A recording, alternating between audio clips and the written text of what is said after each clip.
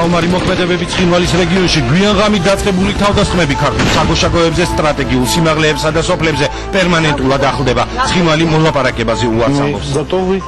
Практически вычистить всю нашу территорию от тех бандформирований, которые практически уже надоели. მშვიდობას ალტერნატივა არ აქვს. პრეზიდენტი სეპარატისტებს ამნისტიას მეგობარ ქვეყნებს და რუსეთს კი სამშვიდობო პროცესში თანამშრომლობას თავაზობს. მე გთავაზობ ცეცხლის დაუყოვნებლივ შეწყვეტას. მე გთავაზობ დაუყოვნებლივ მოლაპარაკებას. ეკლესია კურიერის 9 საათზე ირაკლი მაისურაძესთან, დიმიტრი ობოლაძესთან და დიანა ჯოჯუასთან ერთად. მომდევნო 1 საათის განმავლობაში კურიერის გუნდი დღის მთავარი თემებისა და მოვლენების შესახებ საღამო მშვიდობისა. ქართულმა სამხედრომ გინესის რეკორდი დაამყარა ხალხის დავითაზე უნიკალური შედეგი აჩვენა.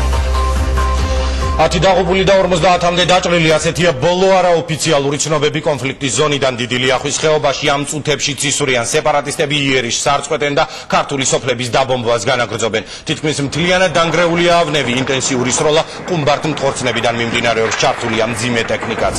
ქართული ქვედანაყოფების საპასუხო ცეცხლს არ ხსნიან, ასეთია ქვეყნის მთავარ სარდლის ბრძანება. მსხვერპლის შესახებ ინფორმაციას პრეზიდენტი სააკაშვილიც ადასტურებს. დაღუპულების ვინაობას შინაგან საქმეთა სამინისტრო ადგენს. უსაფრთხოების მიზნით სოფლებიდან ქალები და ბავშვები გაყავთ.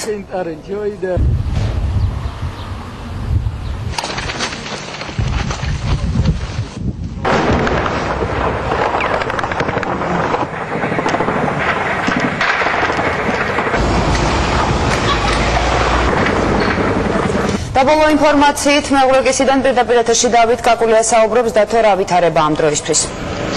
აქედან სულ რაღაც რამდენიმე კილომეტრში იქ სადაც სწორედ სოფელი ავნევია, ეხლაც გრძელდება ოსის სეპარატისტების მიერ მსხვილკალიბრიანი იარაღით განხორციელებული დაბომბვების შედეგად რამდენადაც ჩვენთვის ცნობილია, ორივე მხრიდან არის მსხვერპლი, თუმცა მსხვერპლის ზუსტი რაოდენობა არ კონკრეტდება. ქართული სამშვიდობოები არიან სრულ საბრძოლო მზადყოფნაში, თუმცა ისინი ემორჩილებიან უმაღლესი მთავარსარდლის ბრძანებას და არ პასუხობენ ოსის სეპარატისტების მიერ წამოწყებულ პროვოკაციას. ამ დროისთვის ქართულ სოფლებში რჩება მოსახლეობა, მათ მხოლოდ დღის განმავლობაში გაიყვანეს ბავშვები და ქალები, გაარიდეს ძლიერ სროლებს და შეგახსენებთ, რომ სწორედ სოფელი ავნევი გახდა ოსის სეპარატისტების თავდასხმის მთავარი ობიექტი. რაც შეეხება დაჭრილებს, ეს ყველაზე სამწუხაროა. სოფელ ავნევში ოსის სეპარატისტების მიერ განხორციელებული დაბომბვების შედეგად არის დაშავებული 2 ბავშვი, თუმცა ამ დროისთვის ჩვენს ხელთ არსებული ინფორმაციით მათი მდგომარეობა არ არის საგანგაშო, ანუ არ არის კრიტიკული. ჩვენ მთელი დღის განმავლობაში ველოდით ცხინვალში, რომ გამოჩენილი იყო რუსეთის საგანგებო დავალებათა ელჩი ოლეგ პოპოვი, თუმცა ის ამ დრომდე კონფლიქტის ზონაში არ გამოჩენილა. რაც შეეხება იმ ადგილს, სადაც ახლა მე ვიმყოფები, ეს არის სოფელი მეღრეკისი. ამ დროისთვის აქ არის მშვიდი სიტუაცია, თუმცა ჩვენ როგორც გატყობინებთ, ჩვენ ყოველწუთს ველოდებით სიტუაციის უკიდურესად დაძაბვას ოსის სეპარატისტების მხრიდან. ბოლო ინფორმაციით მეუღლესიდან დავით კაკულია საუბრობდა, მადლობა დათო.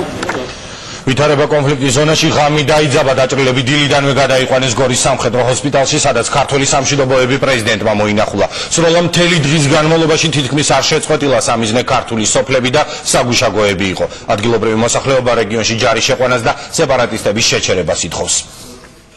აი ეს ტყვია იყო აქ. ეს ტყვია ვიპოვე აქ, სახში შემოვიდა. ხო და ეს ორი კიდევ, აი ეს ორი მას მოხვდა. აი ამ ბოძს მოხვდა თუ რომელ ბოძსა? აი აქ ეკარა. ეს ორი ტყვია. ეხლა ცისვრია. აი ეხლა ერთი 10 წუთის წინ კიდე გაისროლეს ერთი ორჯერა და რა ვიცი. წუხელი რომ დაიწყეს დილის 9:30-მდე სულ ისროლე. მსგავსი სურათია რამდენიმე ქართულ სოფელში. შეტევა სეპარატისტებმა ღამით დაიწყეს. იერიში ფრისზე, ეროძზე, ნულსა და ავნებზე განხორციელდა. ქართველი ძალოვანები იძულებულები გახდნენ საპასუხო ცეცხლი გაეხსნათ. ინტენსიური თავდასხმების მიუხედავად ადგილობრივები სახლების დატოვებას არ აპირებენ და რეგიონში შეიარაღებული ძალების შეყვანას ითხოვენ. ჟარი მოვიდეს და ჩვენ გორში ამოვუდგებით ჩვენ ჯას. მაროდენდინა ვიყოთ ესეთ უბედურებაში. მაგას უნდა რომ ომი უნდა, ასე თუ ისია რა. და აწყვეტინებს ქართველსაცა და ოსაც. და ოსი კიდე ვერ ახვდება. ამ ამბავსა, რო თვითონაც გაწყდება. გაწყდება 100% გაწყდება. რუს არ აინტერესებს ოსი მოკვდება თუ ქართველი მოკვდება. უნდა ჩამოვიდეს დადგეს სამხედრო იქნება თუ რაც იქნება, ჩვენ რაც საშუალება გვექნება დავეხმარებით გასულ. როდემდე უნდა ვიყოთ ესეთ უბედურობაში გასულ. ერთხელ და სამუდამოდ გასწორდეს ეს ყველაფერი. ჯარით უნდა დაგვეხმაროს. უნდა შემოიდეს არ იყოს ცხინვალის ჭაჭანება. სეპარატისტების რა თქმა უნდა. კოკოიტის ჭაჭანება არ იყოს ცხინვალში. სეპარატისტების მთავარი სამიზნე ქართული საგუშაგოები იყო. ორმხრივი სროლის დროს 18 სეპარატისტი და 3 ქართველის მშვიდობის მყოფელი დაიჭრა. სამხედროები გორის ჰოსპიტალში მოათავსეს. დაჭრილები საქართველოს პრეზიდენტმა მოინახულა. კარგი ხიპი ვითხრა, პანკი ვითხრა, გადახოთები. ახლა პუნქტები. ყველაფერი გადაგაკეთდა. აუ არის. მე პერსონალ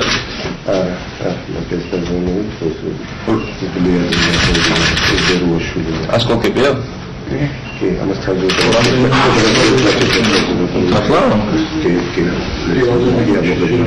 ჰოსპიტალშივე გააკეთა მიხეილ სააკაშვილმა დაძაბული ღამის შემდეგ პირველი განცხადება. ცხინვალს და მოსკოვს საქართველოს პირველმა პირმა მოლაპარაკებებისკენ მოუწოდა. პასუხისგებლობა ამაზე ეკისრება იმ ხალხს, ვინც მთელი ეს წლები ამას აღვევს. ამავე დროს ჩვენ არ გვაქვს არანაირი ინტერესი და მე იმედი მაქვს და დარწმუნებულია, რომ არც რუსეთს არ აქვს ინტერესი კონფრონტაციის გაგრძელების და პრობლემების გამრავლების. პრეზიდენტის მოწოდება სეპარატისტებმა ქართული სოფლების მიმართულებით მასირებული შეტევით უპასუხეს. 3 საათისთვის მათ ცეცხლი ისევ გახსნეს. შეტევა კვლავ ქართულ საგუშაგოებზე დაიწყო. სოფლავანებში ქართული სამშვიდობო ძალების კუთვნილი ბრონირებული ავტომანქანაც ააფეთქეს. ცხინვალიდან ნაღმტოცნებითა და ქვეითის საბრძოლო მანქანებიდან ისროდნენ. დაჭრილი სეპარატისტების კადრებს რუსული ტელეარხები ავრცელებენ. მათი ინფორმაციით ცხინვალიდან მოსახლეობის ევაკუაციაც განახლდა. კოკოიტის ხელისუფლებამ დახმარებისთვის უკვე მიმართა ჩრდილოეთ კავკასიის ხალხებს. ოსური სააგენტოების ცნობით ქართულმა ძალოვანებმა ჩრდილოეთ კავკასიიდან ჩასული ერთ-ერთი სნაიპერის გვარად კალოევის ლიკვიდაციაც შეძლეს.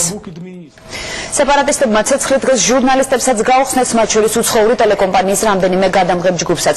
მედიის წარმომადგენლებს სეპარატისტების სნაიპერებმა ერევნის გასასრულთან ესრულეს. ცეცხლი რამდენიმე წუთი გაგრძელდა. მედიის წარმომადგენლები იძულებული გახდნენ მანქანებიდან გადმოსულიყვნენ, რადგანაც არსებობდა და საშიშროება, რომ ავტომობილები უკვე მსხვილ კალიბრიანი ცეცხლსასროლი იარაღისა და ხომბარ მოხოცნების სამიზნე გამხდარიყო.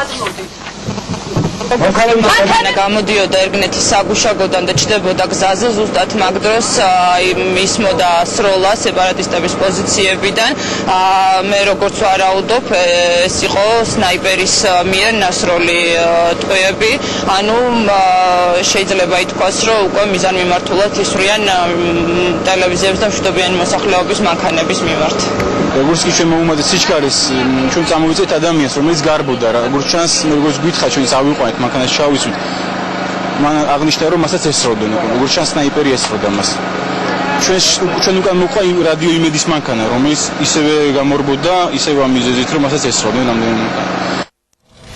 მშვიდობას ალტერნატივა არ აქვს. ქვეყნის პირველი პირი სეპარატისტებს ცეცხლის შეწყვეტას თხოვს და სრულ ამნისტიას თავაზობს. ქვეყნის მთავარსარდალმა აღიარა, რომ ქართული შენაერთების მხრიდან საფასუხო ცეცხლის შეწყვეტა მისი ბრძანება იყო. არ აღიარებულებს პრეზიდენტი კიდევ ერთხელ თავაზობს ფართო ავტონომიის სტატუსს და გარანტიად საერთაშორისო საზოგადოებას ასახელებს. მიხეილ სააკაშვილი უცხოელ მეგობრებს და პირველ რიგში რუსეთის ფედერაციას სამშვიდობო პროცესში ჩართვისაკენ მოუწოდებს და მოლაპარაკების ყველანაირ ფორმატს თანხმდება. საგანგებო მიმართვა მიხეილ სააკაშვილმა 2 საათის წინ გააკეთა. მე მინდა მიმართო პირდაპირ იმ ხალხს, ვინც ახლა ესვრის მშვიდობიან მოსახლეობას, ახლა ესვრის საქართველოს პოლიციის შენაერთებს. თქვენ ისვრით მრავალი რამდენიმე დღეა და განსაკუთრებით ბოლო რამდენიმე საათი. მე მინდა სრული პასუხისგებლობით თქვა და ვაღიარო, რომ რამდენიმე საათის წინ გავეცი ბრძანება, ძალიან მტკივნეული გაბრძანება, როგორც უმაღლესმა თავარსარდალმა, რომ არც ერთმა ქართულმა შენაერთმა, არც ერთმა ჩვენი კონტროლის ქვეშ ყოფმა პოლიციურმა და სხვა შენაერთმა არ გახსნა საფასუხო ცეცხლი ძალიან ინტენსიური დაბომბვის შესაჩერებლად. მე ეს გავაკეთე სრულიად შეგნებულად, თუმცა მინდა თქვა, რომ სწორედ ამ საათებში, როცა არ გახსნა საფასუხო ცეცხლი, ჩვენ გვაქვს დაღუპულები, ჩვენ გვაქვს სკვერპლი და მრავალი ადამიანია დაჭრილი, მრავალი მშვიდობიანი ადამიანის სახლია დაზიანებული ან დანგრეული. მაგრამ მე ეს გავაკეთე შეგნებულად. იმიტომ რომ ქონოდა შესაძლებლობა გამოსულიყავი და მეთქვა თქვენთვის. მე გთავაზობთ ცეცხლის დაუყოვნებლივ შეწყვეტას. მე გთავაზობთ დაუყოვნებლივ მოლაპარაკებას. მე ვადასტურებ მრავალი წლის, უკვე 2-3 წლის წინ ჩემი ერთ წამოყენებულ, უბრალოდ 3 წლის წინ ჩემი ერთ წამოყენებულ და წლების განმავლობაში გავცნობილ გეგმას პრაქტიკულად შეუზღუდავი ავტონომიის და თვითმმართველობის სამხრეთ ოსეთისთვის ყველა ეთნიკური ოსის უფლებების განსაკუთრებულ დაცვას, საერთაშორისო გარანტიების ქვეშ ყოფ ავტონომიას, ევროკავშირის სტანდარტების შექმნილ ავტონომიურ ერთეულს და მე ასევე თავაზობდი და ვთავაზობ რუსეთის ფედერაციას იყოს სამხრეთოსური ავტონომიის გარანტი საქართველოს ტერიტორიაზე. მე ამას ვაკეთებ შეგნებულად იმისათვის, რომ რუსეთსაც, საქართველოსაც და ევროპის ქვეყნებსაც ჰქონდათ განცდა, რომ ისინი მონაწილეობენ სამშვიდობო პროცესში და ადგილობრივ მაცხოვრებლებს ჰქონდათ განცდა, რომ ისინი არიან დაცული მთელი საერთაშორისო თანამეგობრობის მიერ, იმ ხალხის მიერ, ვინც იმსახურებს მათ დობას. მე ასევე მინდა ვთქვა, მიუხედავად იმისა, რომ მრავალი ადამიანი დაღუპულია, მოკლულია, გაძარცვულია, მათი ქონება განადგურებულია, მე ვთავაზობ სეპარატისტებს და იმელემ ხალხს, ვინც ჩართულია კრიმინალურ საქმიანობაში, სრულ სისხლის სამართლებრივ ამნისტიას თუ ისინი შეწყვეტენ დაუყოვნებლივ ცეცხლს. მე მზადავ მშვიდობისთვის წავიდე ამ ნაბიჯზეც და მე მზადავ რომ ყველა წარსული დანაშაული, რომელიც ჩადენილია ამ მრავალი წლის განმავლობაში, პატიებული იქნას ქართული სახელმწიფოს მიერ, რათა ჩვენ მოვიპოვოთ მშვიდობა და რათა წავიდეს სამშვიდობო პროცესთან მოლაპარაკებამდე. მე გთავაზობთ მეგობრობის და პარტნიორობის ხელს ყველას, მიუხედავად იმისა, რა გაქვთ გაკეთებული წარსულში ქართული სახელმწიფოს ან ადგილობრივი მაცხოვრებლების წინააღმდეგ. რა გაქვთ ჩადენილი, რაც ისჯება ქართული და საერთაშორისო კანონმდებლობის მიერ. მე ვფიქრობ, რომ მშვიდობა არის უფრო მაღალი კატეგორია ვიდრე ყველაფერი სხვა. და მშვიდობის გულისთვის ჩვენ მზად ვართ წავიდეთ ნებისმიერ კომპრომისზე, ნებისმიერ შეთანხმებაზე. მაგრამ მე კიდევ ერთხელ მინდა მოგმართოთ. ჩემო ძვირფასებო, ჩემო თანამემამულე. მე ძალიან მიყვარს ოსი ხალხი. როგორც პრეზიდენტს და როგორც ერთ რიგით ადამიანს. მე ძალიან დიდი თაყვანისმცემელი და პატივისცემელი ვარ ოსური კულტურის, ოსური ისტორიის, ისინი თქვენ ყველა ეთნიკური ოსი საქართველოში არის საქართველოს ისტორიის განუყოფელი ნაწილი მრავალი საუკუნის განმავლობაში. ჩვენ ვამაყობთ თქვენით და ჩვენ ვამაყობთ ამ ჩვენი ერთობით. საქართველოს ძლიერია თავისი მრავალფეროვნებით. საქართველოს არ არის და არასდროს არ იქნება მონოეთნიკური ქვეყანა, ერთი ეთნოსის ქართველების ქვეყანა. საქართველოს გვეკუთვნის ყველა ჩვენ თანაბრად მიუხედავად ჩვენი წარმომავლობისა. და მოდით ერთად გავუფრთხილდეთ ჩვენ ქვეყანას. მოდით ერთად ავაცილოთ მას თავიდან ძალადობა. მოდით ერთად ვიმუშაოთ უკეთესი მომავლისკენ. მოდით გადავუსვათ ხაზი ყოველგვარ უარყოფით წარსულში და ვიფიქროთ ჩვენ საერთო მომავალზე. მე მინდა მიმართო საერთაშორისო თანამეგობრობას. ნუ რა შეეცდება, რომ საქართველოს მთავრობა წარმოადგინოს როგორც რაიმე სახის ძალადობის მომხრე. ამდენი დღეა ჩვენ ყველა ჩვენ პარტნიორს მიმართავთ. დღეს მქონდა რამდენიმე მსოფლიო ლიდერთან საუბარი. დაგვეხმარეთ ძალადობის ესკალაციის შეჩერებაში, დაგვეხმარეთ პირდაპირ მოლაპარაკების წარმოებაში, დაგვეხმარეთ ავტონომიის გარანტიების მიცემაში, დაგვეხმარეთ პროცესის ინტერნაციონალიზაციაში, დაგვეხმარეთ მათ შორის ჩვენ ტრადიციულ პარტნიორებთან უფრო კარგი დიალოგის წარმოებაში.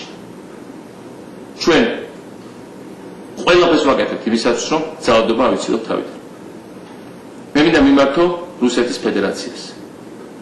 საქართველო არის ბუნებრივი მოკავშირე რუსეთის. ნებისმიერი საქართველოს პრეზიდენტი და მე პირველ რიგში, იმიტომ რომ მე ძალიან ზუსტი განცდა მაქვს, რაც ნიშნავს რუსეთი საქართველოს. ყოველთვის მოწოდებული იქნება რუსეთთან გქონდეს კარგი ურთიერთობა. იმ პირობებში, როცა რუსეთი პატივისცემს საქართველოს ტერიტორიულ მთლიანობას, საქართველოს სუვერენიტეტს, საქართველოს საზღვრების უღრმავებას. ბოლო წლების განმავლობაში სამხრეთ ოსეთი პრაქტიკულად პირდაპირ ადმინისტრირდება რუსეთის ფედერაციის მხრიდან. ცხინვალში შედან ადამიანები, რომლებიც არიან ოფიციალური პირები რუსეთის მთავრობის, გამოგზავნილი მივლინები და ისინი თავის თავს უწოდებენ სამხრეთ ოსეთის მთავრობის მინისტრებს. მე დღეს ვითხოვე, რომ ეს მინისტრები, ეგრეთ წოდებული მინისტრები, გაწეული იყვნენ უკან. მათ არაფერი არ აკავშირებთ სამხრეთ ოსეთთან და ისინი არ უწყობენ ხელს ისტორიული ქართულ-რუსული მეგობრობის გამტკიცებას. ისინი პირიქით ხელს უშლიან ჩვენი ტრადიციული სამოკავშირე ურთიერთობების აღდგენას.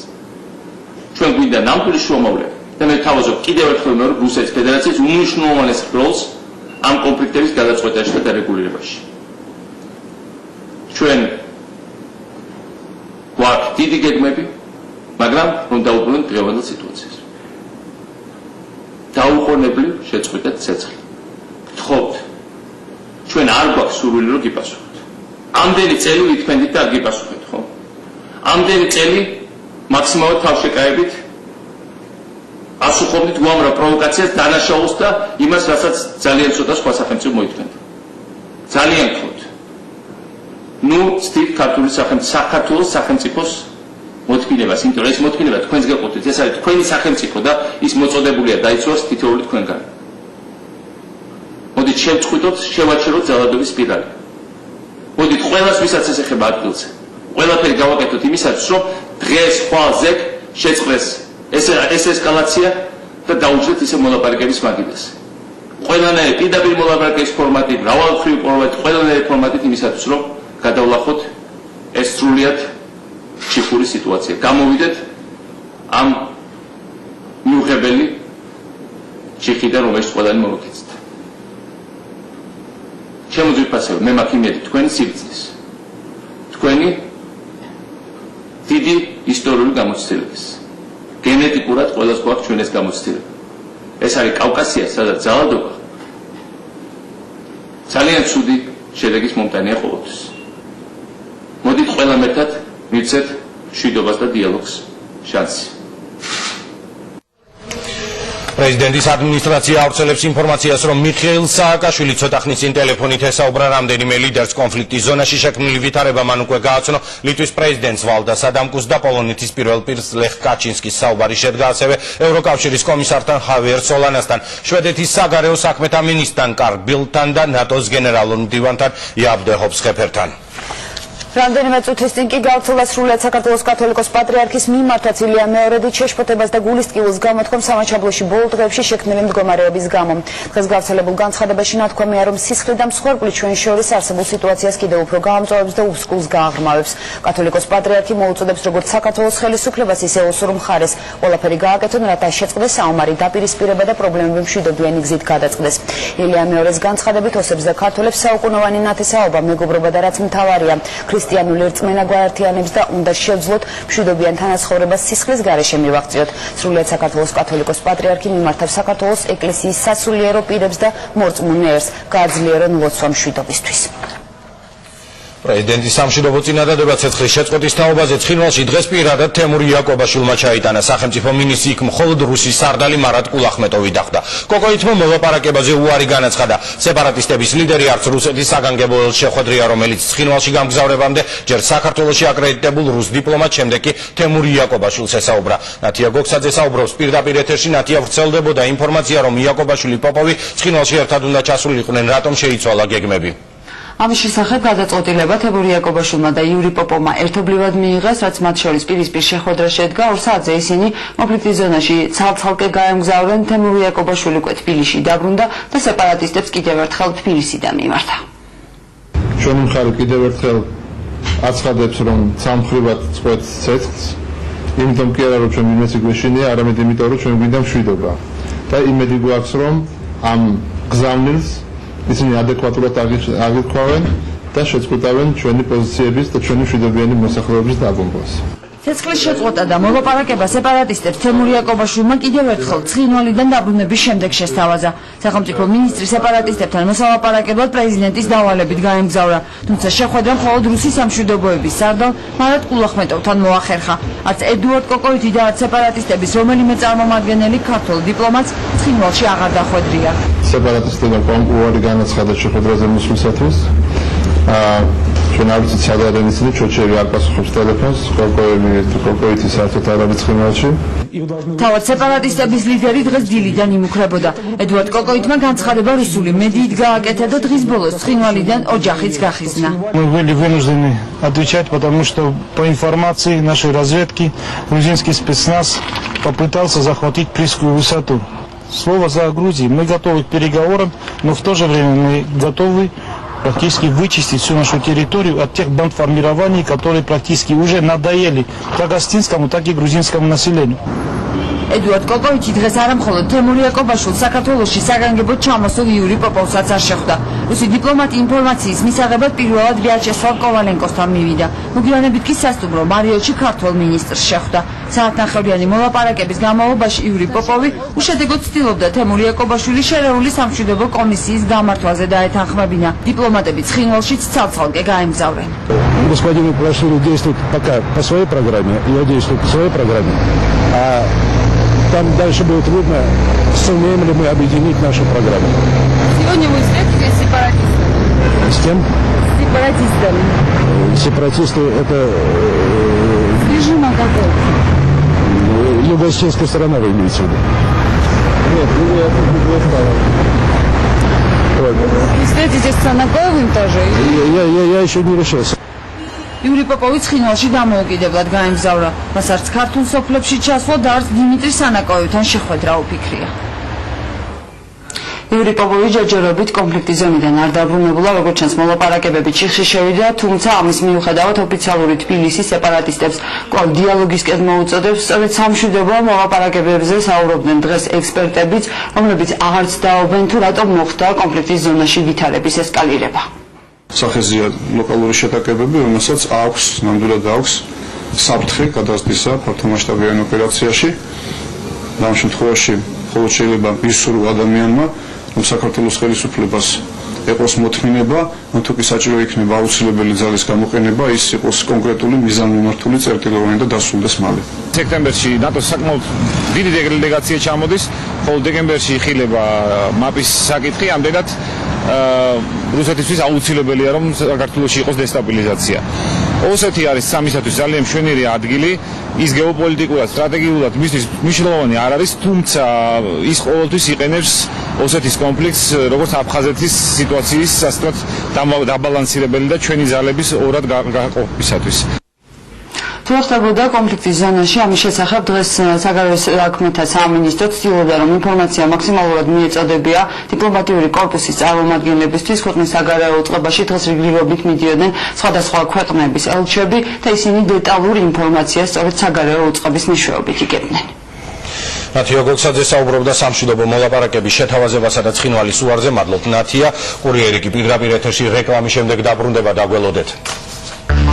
გაიხსნება ქართული სკოლები პენსიონერებისათვის სოციალური შეღავათები დაწესდება სეპარატისტული პროპაგანდა გაუქმებით და ნერწვის კლაფით შესცქერია ფაშისტურ-სააკაშისტური ხელისუფლება საქართველოს მეზობელ რესპუბლიკებს.